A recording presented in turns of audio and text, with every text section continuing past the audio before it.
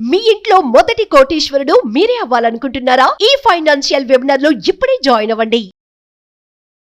నమస్తే రమగారు. నమస్తే జయ. రమగారు, మనము సముద్రపురాణి 2 భాగాలని చెప్పారు. ఒకటి చెప్పారు, 2వ భాగంలో ఉన్నాము. చెప్తాం. సముద్ర ప్రాణి 3 టెస్టులు పెట్టింది రాజకుమారి. వీడు 3 టెస్టులు యువరాణి సహాయంతో గెలిచేసాడు. అవును, ఆ అమ్మాయికి వచ్చిన మంత్రాలతోటి. అయితే ఇప్పుడు ఏమైంది సమస్య? వేరే చోటకి పంపిస్తానని చెప్తుంది. నీకు మీ పెళ్లికి ఓకే, మా అక్క వనరాణి దగ్గరికి. అక్కడికి వెళ్దు కానీ ఆవిడ పెళ్లి సంబారాలు ఇక్కడ ఏం ఉండవు, మన దగ్గర అన్ని అక్కడ ఉంటాయి, అక్కడికి వెళ్ళి నువ్వు తీసుకొస్తే పెళ్లి చేస్తాను అనేసరికి ఈ అమ్మాయి కుర్రాడు ఉత్సాహపడుతున్నాడు వెళ్ళిపోవడానికి. యువరాణి మళ్ళీ వచ్చింది. ఏమిటి సంగతి అంటే, పెళ్లి చేస్తానంది, మన పెళ్లి ఒప్పుకుంది, నన్ను వెళ్ళి సామాన్లు తెమ్మంది. ఆ వనరాణి సామాన్యురాలు అనుకున్నావా, దీనికి 10 ఇంతలు చదివింది, దాని దగ్గర చాలా రిస్కులు ఉంటాయి, జాగ్రత్త అని చెప్పి ఏం చేసింది, 2 చాకులు, 2 గొడ్డళ్ళు, 2 రొట్టెలు ఇచ్చింది. ఒక ముఖమల్ దిండు, చిన్న దిండు. ఇవి ఇచ్చి, ఇవి ఎవరికి ఉపయోగపడతాయో వాళ్ళకి ఇచ్చేసి ఈ వస్తువులన్నీ.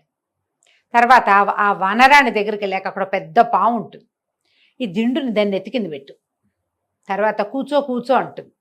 బోల్డ్ కుర్చీలు ఉంటాయి, రంగురంగుల కుర్చీలు, ఎర్రది, ఆకుపచ్చది, పసుపచ్చది, ఇట్లా ఏ కుర్చీలో కూర్చున్నా కొంప మునిగిపోతుంది. రంగుల కుర్చీలు చూడగానే కూర్చోబుద్ధి అవుతుంది.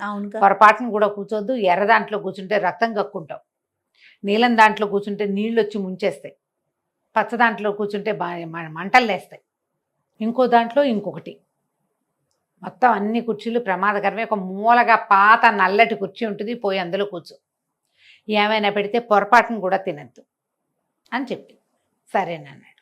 కుర్రాడు ఆ వనరాణి దగ్గరికి బయలుదేరాడు. అక్కడికి వెళ్ళేసరికి అలా వెళ్తూ ఉంటే ఎవరో 2 మనుషులు పెద్ద పెద్ద భారీ కాయలుగా ఉన్నారు, ఏదో కొయ్య చాకులు పట్టుకుని ఏదో చెక్కడం పని చేస్తున్నారు. వీరి దగ్గర 2 ఉక్కు చాకులు ఉన్నాయి. అమ్మాయి ఇచ్చింది కదా, ఆ చాకులతో పని చేస్తే పని ఎప్పటికవుతుంది, ఈ 2 తీసుకోండి అని చెరుకో చాకు ఇచ్చాడు.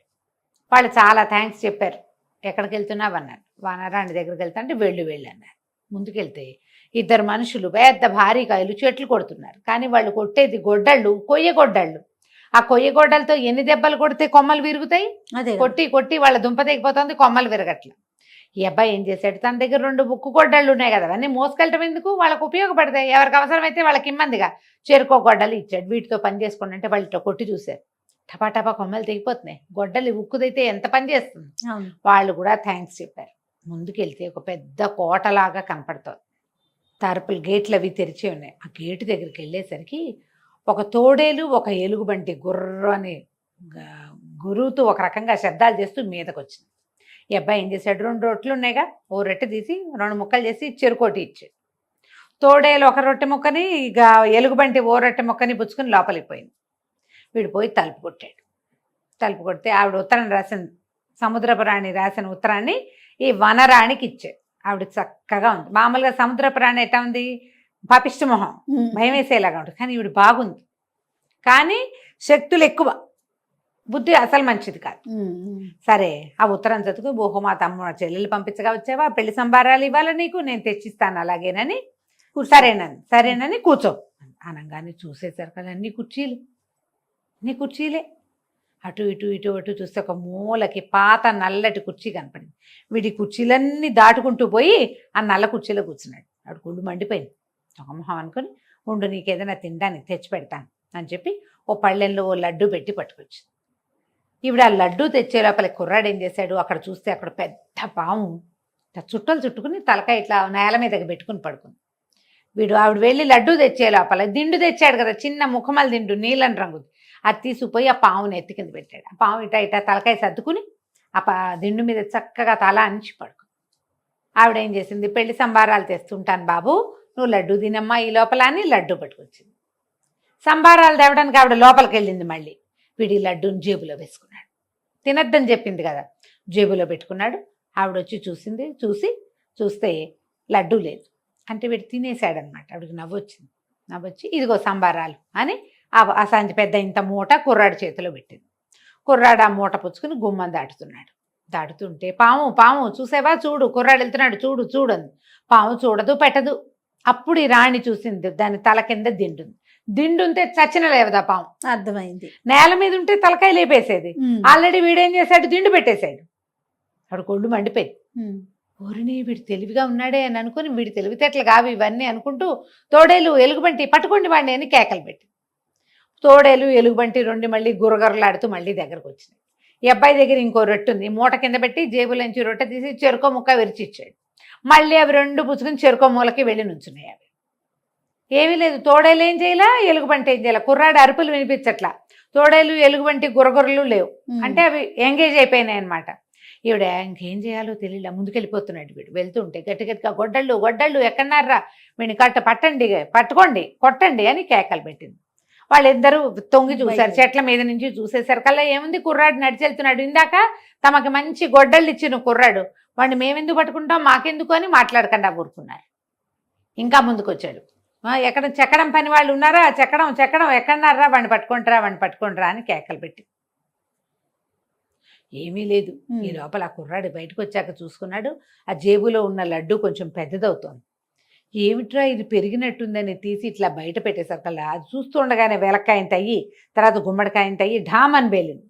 అది కనుక తినుంటే వీడేమయ్యేవాడు, అదే కదా. తినకుండా వచ్చేసినందుకు సరేననుకుని ఏం చేశాడు, ఇక పరుగున ఆ మూట పట్టుకుని ఆ పెళ్లి సామాన్ల మూట పట్టుకుని ఆ వంతెనలన్నీ దాటుకుంటూ బయటకు వచ్చేసాడు. అవన్నీ వంతెనలు దాటుకుంటూ వచ్చేసి సముద్రం లోపలికి వచ్చేసాడు. మా సముద్రపు రాణి గారికి ఈ పెళ్లి సామాన్ల మూట అప్పచెప్పాడు. ఇదిగో పెళ్లి సామాన్లు మీ అక్క ఇచ్చిందని కానీ గుళ్ళు మండిపోయింది. అమ్మా వీడు తెలివిగా వచ్చేసాడు వీడు, ఇక పెళ్ళే అనుకుని సరే రేపొద్దునే మీ పెళ్ళి రెడీగా ఉండని చెప్పి వెళ్ళిపోయింది. కుర్రాడు ఉత్సాహంగా తన గదిలోకి వెళ్ళాడు. వెళ్ళంగానే యువరాణి వచ్చింది. రాణి సముద్రపు రాణి మండి పడిపోతుంది, తొక్కిన తాచలో ఉంది. రేపొద్దున పెళ్లి చేస్తుందని నమ్మద్దు, మనం పారిపోదాం ఇక్కడి నుంచి, నువ్వు ఒక పని చేయి, గుర్రాల శాల మొన్న శుభ్రం చేశాంగా కిందటి వారం, అందులోకి వెళ్ళిపోయి అక్కడ 2 నల్లటి గుర్రాలు ఉంటాయి, అందులో మగ గుర్రం మీద బంగారపు జీను, ఆడగుర్రం మీద వెండి జీను వేసి సిద్ధంగా ఉండు, నేను వచ్చేస్తాను, పారిపోదాం మనం. సరేనన్నాడు. ఈ పిల్ల ఏం చేసింది, గదిలోకి వెళ్ళి చూస్తే సముద్రపు రాణి నిద్రపోతుంది. అది తన చున్నీ నుంచి ఇంత పొడుగు పీలికి చింపి 3 ముక్కలు చేసింది. 3 ముక్కల్ని 3 ముళ్ళేసింది. ఒక ముడినేమో సముద్రపు రాణి మంచం నుంచి గుమ్మం దాకా వచ్చే దారిలో పెట్టింది ఆ ముడిని. రెండోదేమో తన గదికి ఆవిడ గదికి మధ్యలో ఉన్న గుమ్మంలో పెట్టింది. మూడోదేమో తన మంచం దగ్గర పెట్టింది. పెట్టేసి సముద్రపు రాణి పిలిస్తే పలకాలి, సమాధానాలు ఏం చెప్పాలో వాటికి చెప్పేసి చటుక్కని వెళ్ళిపోయి యువరాజుతో సహా నల్లగుర్రం మగ గుర్రం మీద బంగారపు జీనేసి అబ్బాయి ఎక్కాడు, ఆడగుర్రం మీద వెండి జీనేసి వేరే జీనులు మారిస్తే అవి నడవు. ఓహో, అందుకని లెక్క అనమాట, లెక్క ప్రకారం చెప్పింది. కరెక్ట్గా వేసి ఉంచాడు. చెరుకో గుర్రం ఎక్కేసి ఉడాయించేశారు ఇద్దరు. సముద్రాన్ని దాటేయాలి. ఇక వెళ్ళిపోతుంటే ఈ రాణి నిద్రపోతుంది. కానీ కుర్రాడు 3 పరీక్షలు పెడితే 3 పాస్ అయిపోయాడు. అక్కయ్య దగ్గర పంపిస్తే అన్ని ప్రమాదాలు దాటుకుంటూ వచ్చేసాడు. ఎవరో సహాయం చేస్తున్నారు, మన పిల్లేం చేస్తోందని గంటకి లేచిందట. ఒక గంట తర్వాత పడుకున్న గంటకి లేచింది. పిల్ల ఏం చేస్తున్నావే అని అడిగింది. ఈ మంచం నుంచి గుమ్మం వైపుకు వెళ్ళే దారిలో ఒక ముడేసి పెట్టింది కదా, ఆ ముడి బట్టలు మెడ పెట్టినానమ్మా అని సమాధానం చెప్పింది. సముద్ర ప్రాణి మళ్ళీ నిద్రపోయింది. మళ్ళీ గంటకు లేచింది. పిల్ల ఏం చేస్తున్నావే అంది. గది ఉడుస్తున్నానమ్మా అని చెప్పింది. గుమ్మంలో ఉన్నది. సమాధానం కొంచెం దూరం నుంచి వస్తుంది. సరే, ఇంకో గంట నిద్రపోయింది. మళ్ళీ గంటకు లేచింది. తెల్లవారుతూ ఉండగా లేచి పిల్ల ఏం చేస్తున్నావే అంటే, నీ గది సర్దేశాను, నా గది సర్దుకుంటున్నాను అని చెప్పేసరికి సరేనని నిద్రపోయింది. మళ్ళీ మెలకు వచ్చింది. ఈసారి పిల్ల ఏం చేస్తున్నామంది. అక్కడ పిల్ల లేదు, పిడుగు లేదు. 3 ముళ్ళేసింది. 3 ముళ్ళు 3 సమాధానాలు చెప్పెళ్ళింది. 3 చెప్పేశాయి. ఇక ఈవిడ పిల్లలే అంటుంటే పిల్ల లేదు, ఏమీ లేదు, పలకదు. అక్కడికి అనుమానం వచ్చింది. లేచి మంచం మీద నుంచి లేచి నడుస్తుంటే కాలి కింద పడింది గుడ్డ ముడి ఒకటి, బట్టను ముడేసింది. ఇదేంటి ఇది ఉందని చూసేసరికల్లా అది తొక్కంగానే బట్టలు మడత పెడతానమ్మా అంటుంది. అది అంటే దానికి అది నేర్పించింది. అది రిపీట్ అవుతుంది. తీరా చూసేసరికల్లా 3 ముళ్ళు కనపడే. హౌరవరా, ఈ పిల్లే యువరాజుతో కలిసి పారిపోయింది, నా దగ్గర మాయమంత్రాలన్నీ నేర్చేసుకుంది, అది ఎక్కడుందో పట్టుకోవాలని పరిగెత్తుకుంటూ వెళ్ళింది. గుర్రాలు ఉన్నాయా అని గుర్రపు శాలకి పరిగెత్తింది. గుర్రపు శాలలో 2 బాగా పరిగెత్తే గుర్రాలు ఉన్నాయి. 2 నల్లవి, ఒకటి తెల్లది, ఒకటి ఆడది, ఒకటి మగది, 2 లేవు.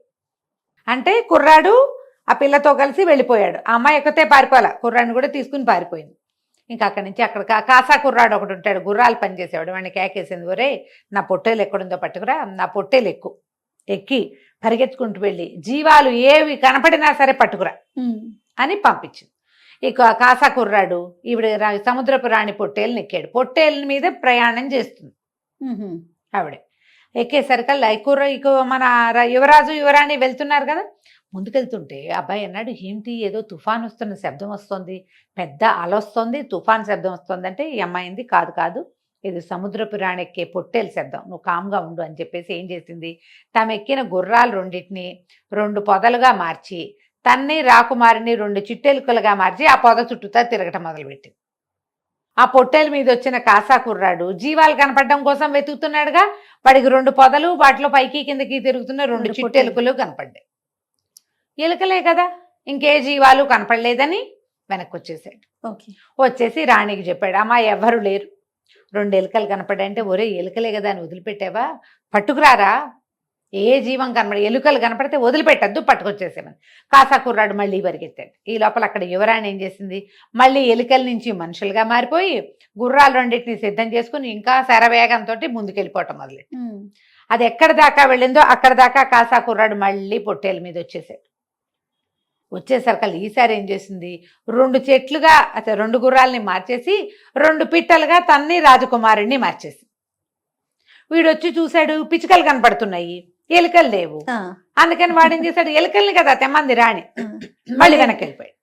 మళ్ళీ వెనక్కి వెళ్ళి అక్కడ ఏమి ఎలుకలు లేవమ్మా, ఈసారి పొదలు కూడా లేవు, 2 చెట్లు ఉన్నాయి, 2 పిచ్చుకలు ఉన్నాయి అంటేసరికి, అయ్యో అవేరా పట్టుకోవాల్సింది, చీచి నీ వల్ల కాదు, ఉండు నేను ఎక్కుతానని ఏం చేసింది, సముద్రపు రాణి పొట్టేల మీద ఎక్కి ఒకటే పరుగు, యమావేగంతో శరవేగంతో పరిగెత్తింది. కానీ ఆవిడ కుర్రాళ్ళని దగ్గరికి సమీపించేసరికి సముద్రపు రాణి వస్తుందని తెలిసి వీళ్ళు కూడా పరిగెత్తారు, బాగా గుర్రాలు పరిగెత్తిచ్చేశారు. తీరం చేరిపోయారు వాళ్ళు. ఎప్పుడైతే నీటిలో నుంచి బయటకు అడుగు పెట్టేశారో ఇంకా సముద్రపు రాణి వాళ్ళని ఏమీ చేయదు. ఆ నీళ్ళల్లో పవర్స్ పనిచేయవు. అక్కడ నీళ్లలో నిలబడి చూస్తూ నుంచింది. గుర్రాలు బయటికి వెళ్ళటం ఏమిటి, అబ్బాయి అమ్మాయి దిగేశారు, గుర్రాలు రెండింటిని సముద్రంలోకి తోసేశారు.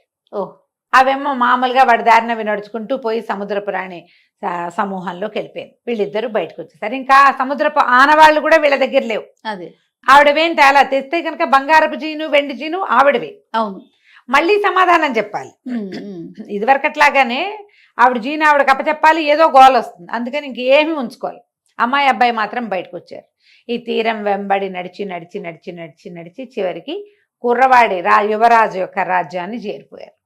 ఈ సముద్ర తీరంలో కొంతమంది సైనికులు వాళ్ళు వీళ్ళు ఉన్నారు. యువరాజు ఎవరితోటో కలిసి నడిచి వస్తున్నాడని చూసుకుని వాళ్ళందరూ రాజుగారికి కబురు చేశారు. రాజు రాణి పరిగెత్తుకుంటూ వచ్చారు. కొడుకు ఈ యువరాణిని కూడా తీసుకుపోయాడు లోపలికి. తీసుకెళ్ళి ఈ అమ్మాయి వల్లే ఎన్నిసార్లు బతికాను నేను, లేకపోతే ఎప్పుడో చంపేసేది, శాశ్వతంగా అక్కడ బానిసగా ఉండిపోయేవాడిని, ఇంకెప్పుడు సముద్రంలోకి వెళ్ళొద్దు అని చెప్పాక ఈ అమ్మాయి వేరే రాజుగారు అమ్మాయి కదా, అక్కడికి కబురు చేశారు, మీ యువరాణి మాకు దొరికింది, మాతో పాటు ఇక్కడికి వచ్చింది, మీరందరు రండి అంటే వాళ్ళందరూ వచ్చారు. చక్కగా యువరాజుకి యువరాణికి పెళ్లి చేశారు. హాయిగా ఉన్నారు. కథ కంచికి మనం ఇంటికి. చాలా చాలా బాగుందండి. అన్ని ట్విస్టులు కూడా ట్విస్టులు కూడా అర్థమయ్యేలాగా ఉన్నాయి రమ్మగారు. అదే చాలా బాగుంది. నమస్తే. నమస్తే.